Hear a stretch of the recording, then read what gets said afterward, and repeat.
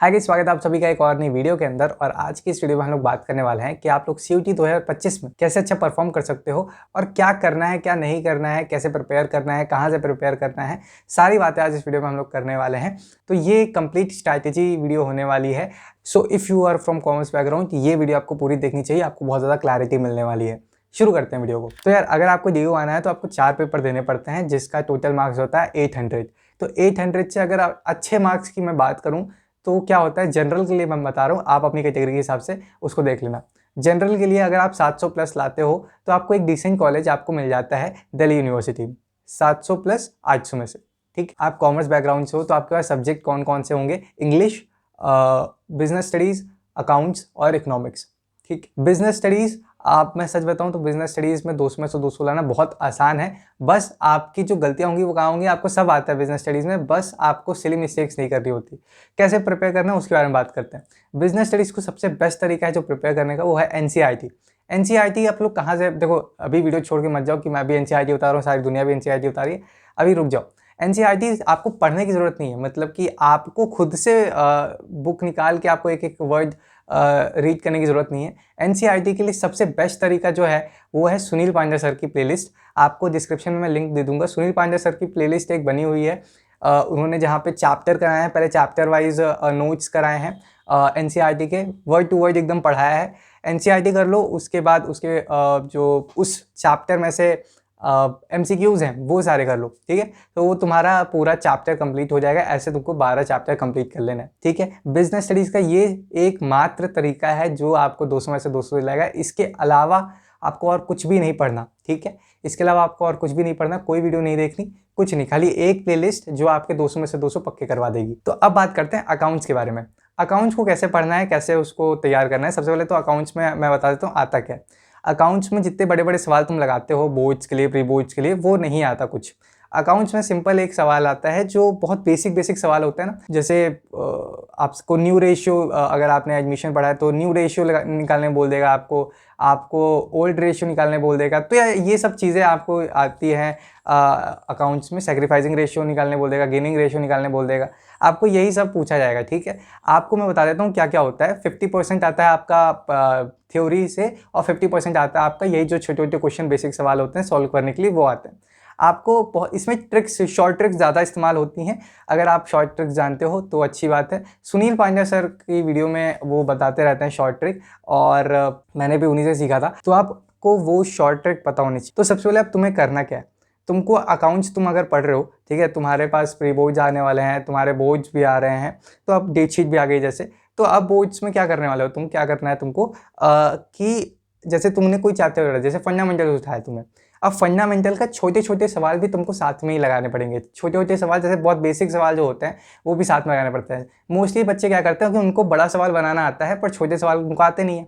उनसे कोई भी बेसिक से सवाल पूछ लो, बेसिक टर्म पूछ लो, अगर उनको वो भी नहीं पता है। तो कोई भी चैप्टर आप पढ़ रहे हो उसको अच्छे से A to Z, मतलब कि बेसिक टू एडवांस सब कुछ खत्म करना है। आपको बड़े सवाल भी बनाने आ रहे हैं ताकि आपका बोर्ड हो जाए, प्री बोर्ड हो जाए, आपको छोटे सवाल भी बनाने आ रहे हैं ताकि आपको जब आपके बोर्ड खत्म हो जाए तो फिर 30-40 दिन बचता है, उसमें सिर्फ आपको रिवीजन करना पड़े। ठीक, तो आपको बहुत बेसिक बेसिक सवाल ही बनाने हैं अकाउंट्स में।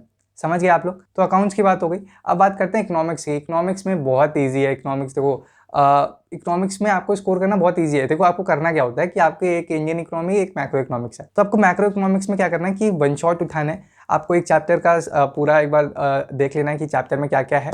चैप्टर को खत्म करने के बाद आपको बेसिक टर्म चैप्टर के, जैसे कि अगर हम लोग मनी एंड बैंकिंग की बात करें तो आरआर क्या होता है, रेपो रेट क्या होता है, रिवर्स रेपो रेट क्या होता है, ठीक है, बैंक रेट क्या होता है, ये सारी चीज़ें आपको, ये सब जो बेसिक टर्म है ये आपको पता होने चाहिए। इसमें आप बहुत बच्चे कंफ्यूज होते हैं, यही सीयूटी में भी आता है। ठीक है, तो ये सारी चीज़ें जिसमें कन्फ्यूजन होती है यही सीयूटी पूछने वाला है आपसे। तो ये सारी जो चीज़ें हैं आपको अच्छे से पता होनी चाहिए और बहुत ही आराम से आप लोग चैप्टर को पढ़ लो, कोई दिक्कत नहीं है, कोई जल्दबाजी नहीं है। प्री बोर्ड के लिए जो आंसर बड़े बड़े लिखने होते हैं वो लिखने होते हैं, पर उसका ज़्यादा इंपॉर्टेंस भी नहीं है। तुमको सीयूटी पे मेन फोकस रखना पड़ेगा। ठीक है, तो बेसिक जो टर्म है उसमें भी कंफ्यूज मत होना, और कहीं ये नोट्स तुम बनाते जाओ। मैं तो ये कहता हूँ कि इकोनॉमिक्स के कहीं भी नोट्स तुम बनाते जाओ। ठीक है, एडीएस क्या होता है ये सब तुमको पता होना चाहिए। तो ये सब तो बेसिक सवाल जब वो आएगा ना सीयूटी में तब तुमको बहुत आसानी होगी। ठीक है, तो ये इंडियन इको में तो खाली नोट्स है, एकदम तुमको पढ़ लेना है सब कुछ, तो उससे हो जाएगा। फिर अब बात करते हैं इंग्लिश को आपको कैसे पढ़ना है। इंग्लिश में आपके जो 12th का सिलेबस है, जो आपने 12th में अभी तक जैसे इंग्लिश पढ़ी है वैसे नहीं आने वाली। इसमें ग्रामर आएगी आपकी, इसमें आपके नरेशन आएंगे, इसमें आपके टेंसेज आएंगे, इसमें आपके क्या कहते हैं पैसेज आएंगे। तो ये सारी चीज़ें आपको इंग्लिश में आने वाली हैं। तो बेसिक इंग्लिश आपको तैयार करनी है, टेंसेस की वीडियो देखनी है, डियर सर से आप लोग तैयार कर सकते हो, ठीक है। और भी टीचर्स हैं, आप उनसे तैयार कर सकते हो। इंग्लिश के ऊपर एक मैं अलग वीडियो बना दूंगा, क्योंकि इंग्लिश एक थोड़ा सा यहाँ पे कन्फ्यूजन हो जाएगी आपको कि क्या क्या आता है क्या क्या नहीं आता, और वीडियो बहुत लंबा बन जाएगा वीडियो। मैं आपको क्या करने वाला हूँ, इंग्लिश की एक अलग वीडियो बना दूंगा आपको, तो आपके तैयार हो जाएंगे सारे सब्जेक्ट, ठीक है। तो आप देखो यार, तुमने सब कुछ प्रिपेयर कर लिया, सब कुछ पढ़ लिया तुमने, अब तुम्हें करनी है प्रैक्टिस। सिर्फ प्रैक्टिस करनी है तुमको। जितने ज़्यादा मॉक्स तुम लगा पाओगे, मॉक्स, अब कई बच्चे ये सोचते हैं कि मॉक्स इंपॉर्टेंट नहीं है, हमने पढ़ लिया चैप्टर को, हमने पढ़ लिया अच्छे से, सारा सिलेबस हमने अच्छे से कवर कर लिया है, अब मॉक्स क्या, जितने क्वेश्चन आएंगे हम लोग लगा देंगे। यही गलती होती है। देखो मॉक्स में क्या होता है कि जब तुम मॉक्स लगाते हो तो जितने ज़्यादा तुम मॉक्स लगाते हो तो उतने ज़्यादा क्वेश्चन का पैटर्न तुमको पता चलता जाता है, ठीक। उतना ज़्यादा ईजी हो जाता है कि कैसे क्वेश्चन वो CUT पूछने वाले तुमको बहुत पहले से पता होता है, ठीक है। तो एक जो मॉक मैं सजेस्ट करता हूँ, जो मैंने भी लगाए थे, जो वो है सुनील बांजा सर के, तो 20-20 मॉक हर सब्जेक्ट के वो देने वाले हैं इस साल भी। तो अगर तुम वो खरीद लेते हो बहुत अच्छी बात होती है। वो मॉक्स अगर तुम खरीद लेते हो, उसके तुमको क्या कहते हैं, वो भी मिल जाता है, वीडियो सोल्यूशन भी मिल जाता है तुमको, ठीक है। तो वो सारे मॉक्स तुमको अच्छे से लगा लेने हैं।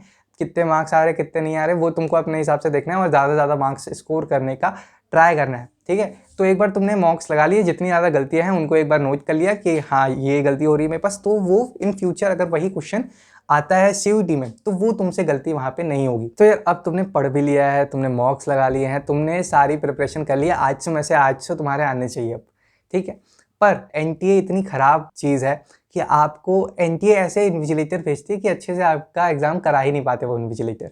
अब आपको अपने हिसाब से अपने आप ही ध्यान रखना पड़ेगा। जैसे पिछली बार इंग्लिश और GT में बहुत सारी दिक्कतें हुई, जिसको सुधारने के लिए NTA ने ट्राई किया, बट उतना इम्पैक्ट हुआ ही नहीं उसका जो NTA ने ट्राई किया, मतलब कि खराब कर दिया पूरा, ठीक है। और अच्छाई दिखाने के लिए वो छोटे से कुछ बच्चों के लिए अच्छा कर दिया उन्होंने, ठीक है। मतलब सबका सत्यानाश कर दिया, ठीक है। बस वो छोटे बच्चे, थोड़े बच्चों के लिए उन्होंने कुछ काम कर दिया, तो ये दिखाने के लिए अरे हम तो बहुत अच्छी एजेंसी है, ठीक है।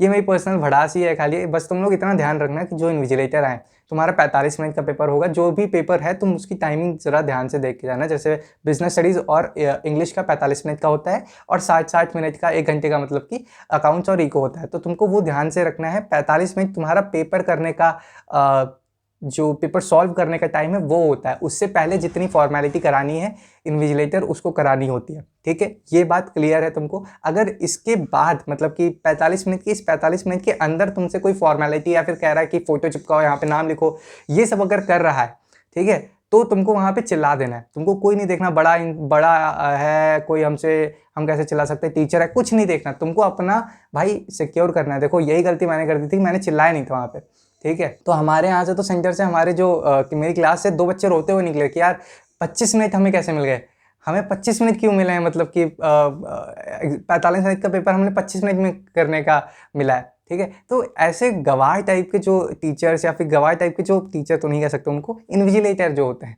ठीक है, ठेका देती है मतलब कि, तो वो लेबर टाइप के आ जाते हैं ऐसे, ठीक है। तो फिर वो तुमको अपना खुद ही ख्याल रखना है वहाँ पे, ठीक है। इस बार तो बहुत गंदा हुआ था। अगर आपने एक वीडियो मैंने बनाई थी इस पर, अगर आप वो देखना, अगर कभी आपको टाइम मिले तो वो देख लो जाके, ठीक है। तो आपको अपना ख्याल खुद ही रखना है, अपना टाइम का खुद ही मैनेज करना है, ठीक है। आपको खुद ही देखना है कि 45 मिनट के, इस 45 मिनट के अंदर कोई नहीं आना चाहिए, इस 45 मिनट के अंदर कोई फॉर्मेलिटी नहीं होगी, सिर्फ पेपर सॉल्व करना है। और कोई आए तो आप चिल्ला देना एकदम कि ऐसा नहीं होगा, ठीक है। तो बस इतना ही था इस वीडियो में। आई होप आपको समझ में आ गया होगा कि आपको कैसे प्रिपेयर करना है, कैसे नहीं करना है, कहाँ से पढ़ना है, कैसे पढ़ना है।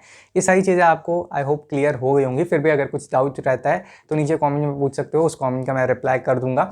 और अच्छे से पढ़ो, बढ़िया एग्जाम दो, ठीक है। और इस चैनल को सब्सक्राइब ज़रूर कर लो, क्योंकि अगर आप CUT ख़त्म हो जाता है, आपका CUT हो जाता है, उसके बाद 3 साल जो आगे कॉलेज के रहने वाले हैं उसको कैसे प्रोडक्टिव बनाना है, उसको कैसे अच्छे से यूटिलाइज़ करना है, कैसे कौन से स्किल सीखनी है, क्या करना है, सारी बातें इस चैनल पे होने वाली हैं। तो अगर आपको इंटरेस्ट है कुछ सीखने में, आपको लालच है कुछ सीखने में, तो इस चैनल को जरूर सब्सक्राइब कर लो और बेल आइकन को जरूर दबा लो। और इस वीडियो को लाइक कर सकते हो अगर आपको ये वीडियो अच्छी लगी हो तो। मिलते हैं किसी और नई वीडियो के अंदर, तब तक के लिए थैंक यू सो मच यहाँ तक देखने के लिए। Thank you.